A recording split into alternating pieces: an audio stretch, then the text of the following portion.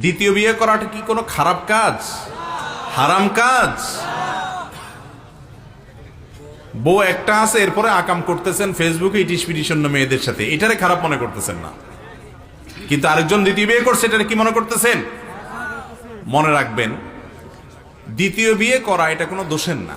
আমাদের সমাজের একটা বড় অংশ টোকাই, রংবাজ এবং সাধারণ কিছু মানুষ যাদের মধ্যে আল্লাহ রাসূলের ভয়, আল্লাহর ভয় নাই, কোরআন হাদিসের মধ্যে মানার কোনো গুরুত্ব নাই, এরা দেখা যায় দুইটা তিনটা বিয়ে করে এক এক জায়গায় ফেলে রেখে চলে যায়, অমানুষের মতো আচরণ করে।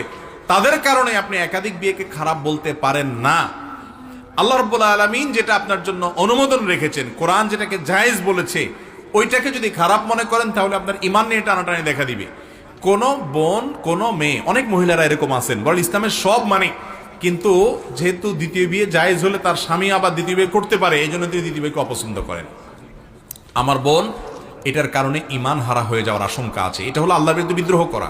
আল্লাহ বলেছেন, ফানকাহু মা তাবা লাকুম মিনান নিসাই মাসনা ওয়া সুলাস ওয়া রুবা, তোমরা পুরুষরা মেয়েদেরকে বিয়ে করো 2, 3 বা 4, একাধিক করলে যদি তোমরা ইনসাফ করতে বা সমতা বজায় রাখতে অক্ষম হও বা অপারগ হও, ভয় থাকে যে সমতা বজায় রাখতে পারবে কিনা, তাহলে একটা করবে।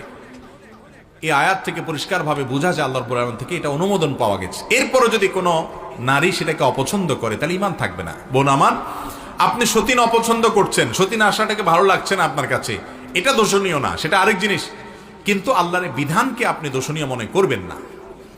আপনি মনে রাখবেন আপনার অপছন্দের, যে হ্যাঁ আমার স্বামী আরেক বিয়ে করার রাইট আছে, শরীয়ত দিয়েছে, এটা আবার কেমন কথা।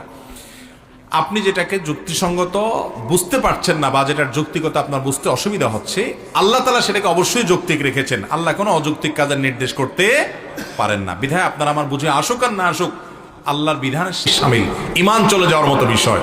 আল্লাহ তাআলা আমাদের সবাইকে কোরআন এবং হাদিসের সমস্ত নির্দেশগুলো মেনে চলার তৌফিক দান করুন।